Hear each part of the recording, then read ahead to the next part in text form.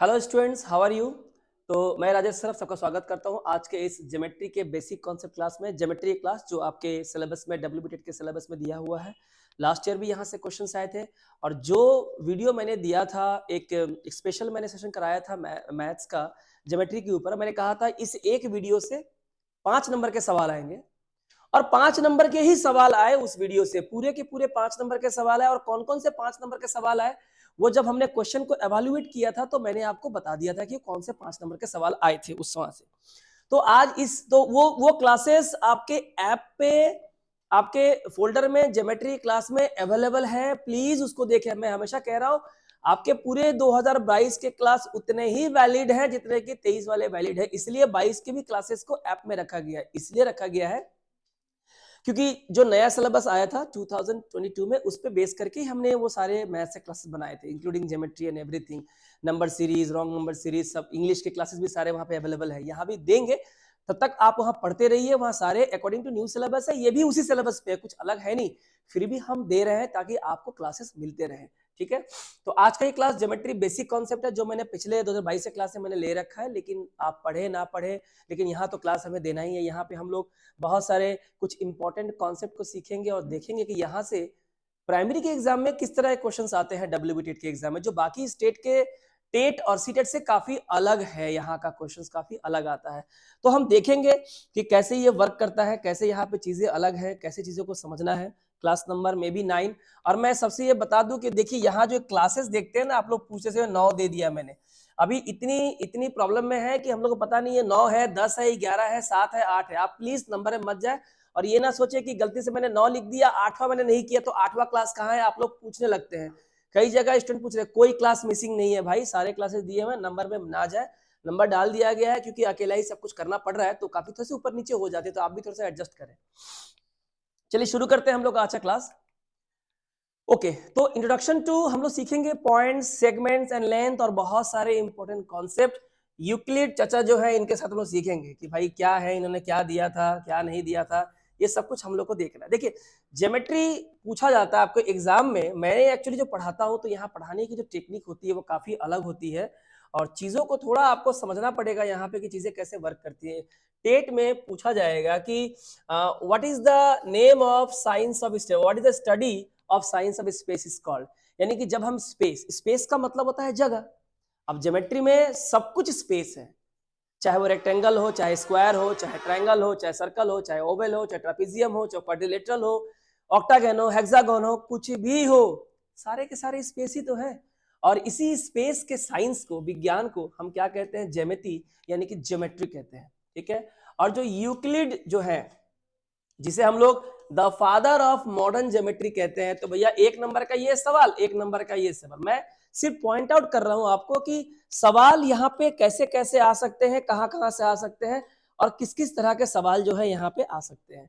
ठीक है, तो यूक्लिड जिन्हें हम फादर ऑफ मॉडर्न ज्योमेट्री कहते हैं, आधुनिक ज्योमेट्री के जनक कहते हैं, is synonymous with all geometrical discipline such that his 13 books, 13 किताबें इन्होंने लिखी थी। किस पे? एलिमेंट्स पे, जिससे हम लोग one of the most important and influential work कहते हैं। मैथमेटिक्स के इतिहास में आज तक जितना भी सराहनीय जो काम हुआ है उसमें सबसे बेहतरीन काम जो है ज्योमेट्री में, एलिमेंट्स में जो 13 किताबें जो यूक्लिड के द्वारा लिखी गई है, ये अब तक के किए गए कामों में सबसे सराहनीय माना जाता है, जिसने पूरे मैथ्स का पूरा आयाम ही बदल दिया। तो यूक्लिड ये भी 1 नंबर का सवाल है, जो फादर ऑफ जो है मॉडर्न ज्योमेट्री जो है। 3 नंबर के सवाल, यहां से कोई भी सवाल आ सकता है। हम वो हर चीज को पॉइंट आउट करेंगे आपके लिए जहां से एग्जाम में आपसे सवाल पूछे जा सकते हैं। सबसे पहला है पॉइंट। ठीक है, तो पॉइंट देखिए, अब तो पता ही है पॉइंट क्या है, पर एग्जाम में डब्ल्यूबीटेट का एग्जाम ऐसा होता है जहां पे आपसे डेफिनेशंस की डिमांड की जाती है। आपसे एक पूरा डिफाइन कर देगा और बोलेगा इसे हम क्या कहते हैं बताइए। आपने पढ़ा ही नहीं, आपको पता है पॉइंट क्या होता है, तो एक डॉट को पॉइंट कहते हैं। एक डॉट को पॉइंट नहीं कहते हैं, ऐसे कोई डेफिनेशन नहीं होता। Definition is a proper systematic way to define the characteristics और significance of an element of any term. So point क्या है? An infinitesimally small single location, ठीक है, space which has no length.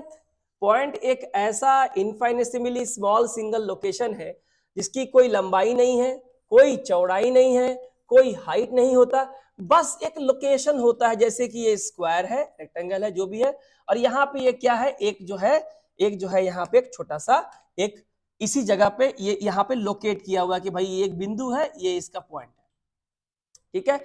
ये क्या है, एक सिर्फ क्या है, point has only a location, कि भाई हम कहां पे हैं, लेकिन हमारी कोई लेंथ नहीं होती, विड्थ नहीं होती, हाइट नहीं होती। याद रखिएगा, point has no length, no width, no height. ये चीज अगर एग्जाम में इसे पूछा जाए कि define what is that term called which has no length, no width, no height, but only a location, जिसकी सिर्फ क्या होती है, जिसकी सिर्फ एक लोकेशन होती है, तो उसे हम लोग क्या कहते हैं, उसे हम लोग पॉइंट कहते हैं। डेफिनेशन ही पढ़ना है। लाइन, लाइन जैसे कि यहाँ पे ए बी को मैंने ऐसे दिया हुआ है। A line has only length, line में क्या होता है, सिर्फ क्या होती है, लंबाई होती है। A line has only length, it has neither width nor thickness. तो लाइन की सिर्फ लंबाई होती है, ना तो इसकी कोई चौड़ाई होती है, ना ही इसकी कोई मोटाई यानी कि हाइट। थिकनेस का हम बोल सकते हैं कि इसकी हाइट, एक तरह से हम बोल सकते हैं कोई हाइट नहीं होती, कोई चौड़ाई नहीं होती, सिर्फ क्या होती है, ये लंबाई होती है, और जिसे हम लोग दोनों तरफ एरो के साइन के द्वारा जो है इसको डिनोट करते हैं। इसके हेड के ऊपर ए बी लाइन को दिखाने के लिए इस तरह के एनोटेशन के जरिए हम किसी लाइन को दिखाते हैं। ध्यान दीजिएगा, दोनों तरफ एरो का साइन है, ठीक है, यानी यहां से लेके यहां तक दोनों एक डिस्टेंस में जा रही है, यहां से लेके यहां तक जो हम कह सकते हैं क्या है, लाइन है।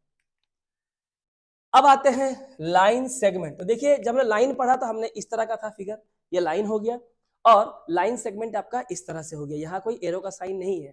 और देखिए यहाँ पे लाइन को हमने इस तरह से दिखाया, दोनों तरफ एरो करके, यहाँ देखिए हम इसको इस तरह से दिखा रहे हैं, ठीक है। तो लाइन सेगमेंट यानी लाइन का वो हिस्सा कंसिस्ट ऑफ द 2 पॉइंट, इसमें 2 पॉइंट्स होते हैं जिसे हम लोग एंड पॉइंट कहते हैं, एक ए और एक बी, माने कहां से कहां तक ये लाइन है वो एंड पॉइंट डिफाइन रहता है, and all the points between the end points, और इन दोनों एंड पॉइंट्स के बीच आपको नहीं दिखेंगे, लेकिन करोड़ों लाखों जो है इसके अंदर पॉइंट्स होते हैं, क्योंकि पॉइंट्स के द्वारा ही लाइन बनती है। जैसे कि फिल्म फ्रेम बाय फ्रेम बनती है, पर हमें मोशन के रूप में दिखाई देता है, उसी तरह से जो लाइन होता है वो इसी तरह से बनता है। 2 एंड पॉइंट्स होते हैं, दोनों के बीच जो है बहुत सारे पॉइंट्स होते हैं, ठीक है।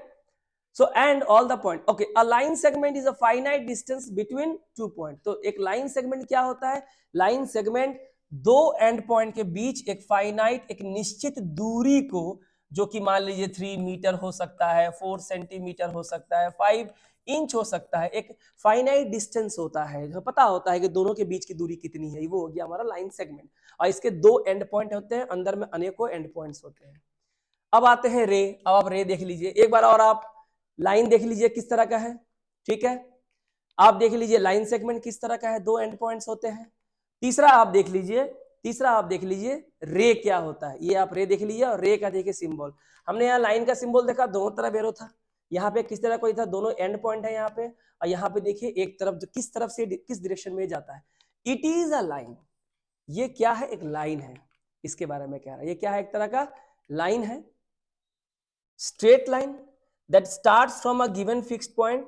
एक फिक्स्ड पॉइंट होता है इसका, ठीक है, एक इसका एक निश्चित एक पॉइंट होता है जहां से ये शुरू होती है, पता होता है किस पॉइंट से शुरू हो रही है, and moves in the same direction, और जिस डायरेक्शन में ये जाती है उसी डायरेक्शन में ये मूव करती है, एक ही दिशा में ये क्या होती है, जाती है। इसे हम लोग इस तरह के सिंबल से, एक ही एरो, ये क्या दिखा रहा है कि ये इस पॉइंट से शुरू हुआ है, और इस डायरेक्शन में ये क्या कर रहा है, एरो दिखा रहा है कि इस डायरेक्शन में ये मूव कर रहा है, इसे क्या कहते हैं, रे कहते हैं। सरफेस, सरफेस यानी कि सतह, किसी भी चीज सतह। मैं अभी खड़ा हूं तो ये फ्लोर का सरफेस है, ये बोर्ड है, मैं बोर्ड के सरफेस पे लिख रहा हूं, आपका बुक जो है, उस बुक का जो पेज है वो सरफेस है, ब्लैक बोर्ड का सामने का हिस्सा सरफेस है, ब्लैक बोर्ड या स्क्वायर कोई भी शेप हो गया। सरफेस क्या होता है, सरफेस की अपनी एक लेंथ होती है, ध्यान से सुनिएगा मेरी बात, ठीक है। सरफेस की भी लेंथ होती है, अपनी विड्थ होती है, यानी कि लंबाई है, चौड़ाई है, लेकिन इसकी मोटाई नहीं होती। मोटाई नहीं होने का मतलब है इसकी कोई हाइट नहीं होती एक तरह से, ठीक है। इट मे बी फ्लैट, ये फ्लैट होता है, हम बक्से की बात नहीं कर रहे हैं, हम हर एक कवर के हम सरफेस की बात कर रहे हैं, माइंड इट, ठीक है। बॉक्स नहीं बोलना कि इसका हाइट है बोल के, ऐसा नहीं होता है, ठीक है। Flat, so it may be flat, ये फ्लैट हो सकता है, कर्व हो सकता है, लाइक जैसे कि वॉल का सरफेस हुआ, आपकी किताब की कोई पेज हुई, या बॉक्स का बाहरी हिस्सा हुआ, या जो ब्लैक बोर्ड आप देख रहे हैं ब्लैक बोर्ड का हिस्सा हुआ, तो ये कुछ भी हो सकता है। फ्लैट चपटा हो सकता है, ये कर्व भी हो सकता है, ठीक है। प्लेन, अब ये प्लेन क्या है जरा ध्यान से देखिए। प्लेन आप देख रहे हैं, यहाँ मैंने एक फिगर बनाया हुआ है और 4 एरोज हैं, पर्पस है।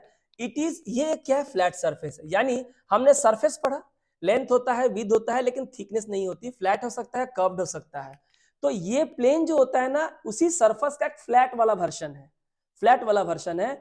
और ये जो प्लेन है हैज लेंथ, इसका क्या होता है, लेंथ होता है, विड्थ होता है, यानी कि लंबाई होती है, और इसकी क्या होती है, चौड़ाई होती है। लेकिन इसकी भी कोई मोटाई नहीं होती, क्योंकि अगर ये सरफेस है तो सरफेस की भी थिकनेस नहीं होती है। तो सरफेस से ही प्लेन निकला है फ्लैट, तो इसका भी थिकनेस नहीं होगा। और it goes on forever in 4 directions, यानी ये प्लेन ऐसा है कि ये अप, ये डाउन, ये ईस्ट या राइट या फिर लेफ्ट की तरफ ये इनफाइनाइट जो है ये बढ़ सकती है, फैल सकती है, ठीक है। इसको आगे बढ़ाया जा सकता है, चाहे अप ले जाना हो, डाउन ले जाना हो, लेफ्ट ले जाना हो, या फिर राइट ले जाना हो। ये याद रखिएगा, ये प्लेन का फीचर है।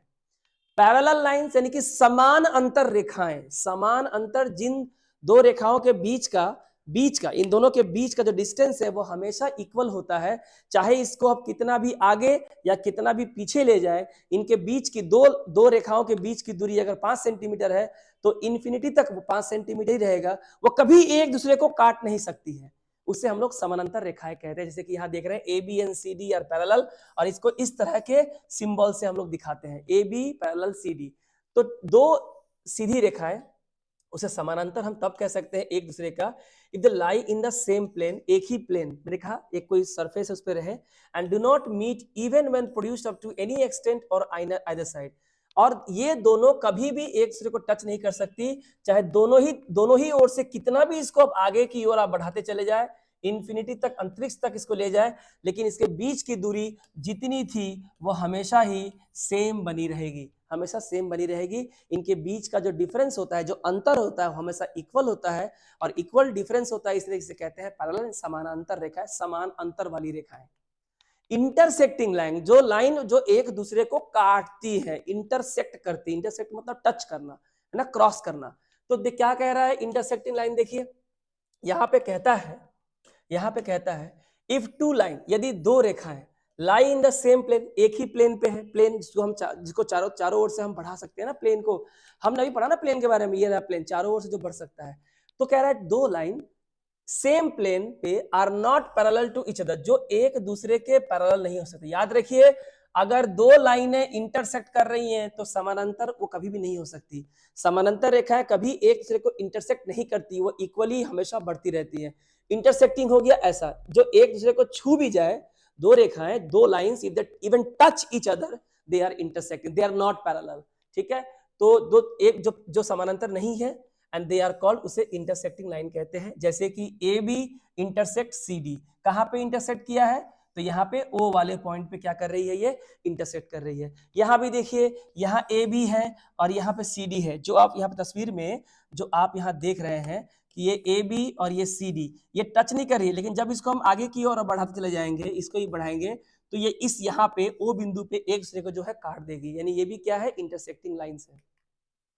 कॉलिनियर पॉइंट, अब ये कोलिनियर, लीनियर का मतलब होता है सीधा। कोलिनियर पॉइंट्स क्या होती है, देखिए यहां मैंने कोलिनियर पॉइंट्स के दो फिगर बना के दिए हैं।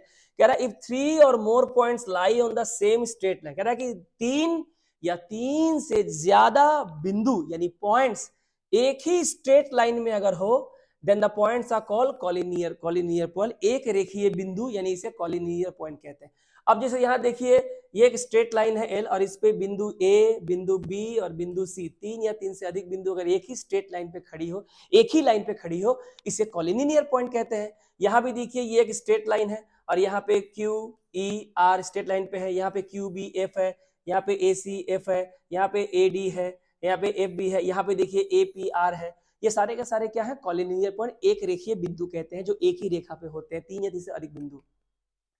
अब आते हैं कंकरेंट लाइन। अब कहीं कंकरेंट लाइंस क्या होते हैं, यहाँ पर देख लीजिए कंकरेंट लाइन किस तरह का, लेकिन इसको डेफिनेशन पढ़ना होगा, जितना देखने में असहज है उतना ही समझने में आसान है। कंकरेंट लाइन का सीधा सा एग्जांपल हम बताएंगे आपको, आपने उसको आप हर पूजा के समय, फेस्टिवल के समय, मेले में आप इसको यूज करते हैं, ठीक है। इफ 3 और मोर स्ट्रेट लाइन, 3 या 3 से अधिक सीधी रेखा एक ही प्लेन पे, अलग प्लेन पे नहीं, एक ही प्लेन पे, pass through the same point, एक ही बिंदु से गुजरे, 3 या 3 से अधिक सीधी रेखा किसी एक ही बिंदु से बहुत सारी रेखाएं गुजर रही हैं, ठीक है, उसको हम लोग कंकरेंट लाइंस कहते हैं। और उस पॉइंट को, जिस पॉइंट से ये पॉइंट, इस पॉइंट से इस पॉइंट को हम लोग क्या कहते हैं, द पॉइंट ऑफ कंकरेंस, ठीक है। तो ये जो पॉइंट है इसे कहते हैं द पॉइंट ऑफ कंकरेंस, और ये जो लाइंस वगैरह आप देख रहे हैं इसे कहते हैं कंकरेंट लाइंस। तो देखिए यहाँ पे एक ही बिंदु से डीसी, आरएस, एबी, पीक्यू रेखाएं इसी बिंदु से गुजर रही हैं, तो इन सारे स्ट्रेट लाइंस को हम कंकरेंट लाइंस कहते हैं। और जिस बिंदु के माध्यम से ये गुजर रही है इसे हम लोग क्या कहते हैं, इसे हम लोग कहते हैं कंकरेंट, इसे हम लोग कहते हैं द पॉइंट ऑफ कंकरेंस कहते हैं, ठीक है, द पॉइंट ऑफ कंकरेंस। देखिए आपने चौराहे का सड़क देखा होगा जहां पे ये बीच का ये सर्कल है और यहां से एक रेखा गई है, इधर गई है, इधर गई है, इधर गई है, ये जो आप देखते हैं ये क्या है, कंकरेंट लाइन का ही एग्जांपल है। ये देखिए ये एक बिंदु है, कैंची भी देखते हो कि आपका सीजर घर पे होता है, ये देखिए दो रेखा है। कंकरेंट लाइंस का प्रैक्टिकल आपके जीवन में किस तरह से व्यवहारिक रूप में आप इस्तेमाल करते हैं वो देखिए।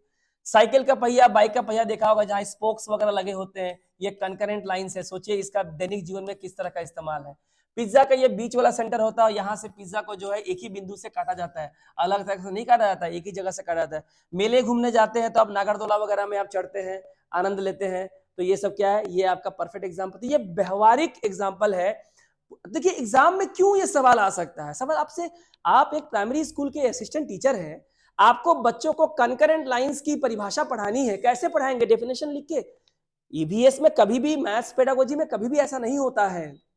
अगर आपको कंकरेंट लाइंस पढ़ाना हो तो आपके ऑफिस में कैंची होगा, आप कैंची लेके पढ़ाइए, नागरदोला के बारे में बताइए।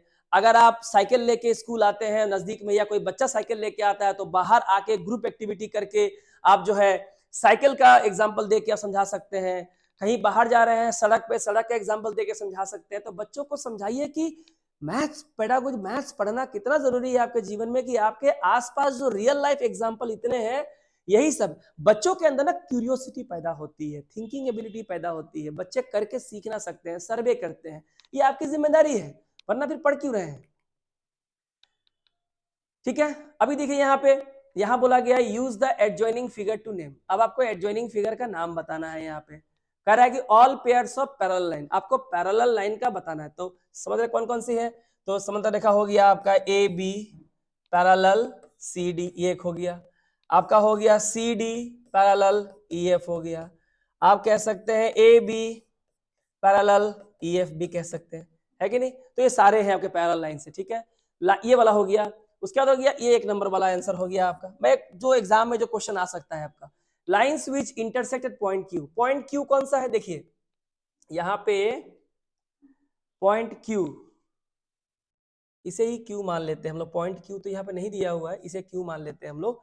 तो बोला पॉइंट क्यू पे जो लाइन इंटरसेक्ट कर रही है उनका नाम बताना है। तो देखिए क्यू पे आपका ये हम ले सकते हैं जी क्यू, है ना, इंटरसेक्ट कर रही है किसका, एच क्यू पे, ये कह सकते हैं, ठीक है। ये हो गया हमारा इंटरसेक्ट। तो देखिए यहाँ भी हो रहा है, line whose point of intersection is point S. ये देखिए एस, वो कौन सी लाइन है जो यहाँ पे इंटरसेक्ट कर रही है, तो इंटरसेक्ट करने वाला पॉइंट कौन कौन सा है, ये एच क्यू है ना, एच क्यू है जो इंटरसेक्ट किससे कर रही है, ए बी से, ये कह सकते हैं 3 नंबर। और भी है, आप ये एच टी ले सकते हैं ना, बहुत सा ले सकते हैं। ये एच और ये टी किससे हो रहा है इंटरसेक्ट, ए देखिए यहाँ पे ये रहा, ए बी से ले सकते हैं। आप एच एस एच यू ले सकते हैं ए एस से, तो इंटरसेक्ट हो रहा है। कॉलिनियर पॉइंट, वो पॉइंट जो एक ही रेखा में है। तो एक ही रेखा में कौन कौन से पॉइंट है, देखिए यहाँ पी है, एस है, बी है, क्यू है, टी है, डी है ना, ई सी है, ई है, आर है, यू है, एफ है। ये भी इस तरह से देखिए एच एस टी यू ओ, है ना, जी पी क्यू आर, ये सब क्या है, कॉलिनियर पॉइंट है, नहीं एक रेखीय बिंदु है। तो ये था आपका ज्योमेट्री का बहुत ही बेसिक कॉन्सेप्ट जो मैंने अभी आप लोगों को करवाया, जो क्लास 9 में था पेडागोजी में। आई होप आपको ज्योमेट्री के पूरे कॉन्सेप्ट क्लियर हो गए। जहां जियो का मतलब होता है अर्थ, मेट्रॉन का मतलब होता है measurement. The measurement of earth, that is the study of space, is called the geometry by given by the father of modern geometry, that is Euclid in your 13 books. तो ये सब हमने पढ़ा, आई होप आपको समझ में आया होगा। तो सब्सक्राइब करें, लाइक करें, वीडियो को जरूर कमेंट करें कैसा लगा, और ये जो ऐप है काबिल एकेडमी, इसे जरूर डाउनलोड कर ले, और यहाँ से भी आप कोर्स को लेके जो है आसानी से एक सिस्टमेटिक तरीके से जो है आप पढ़ सकते हैं। मिलते हैं आपसे अगली क्लास में। Thank you.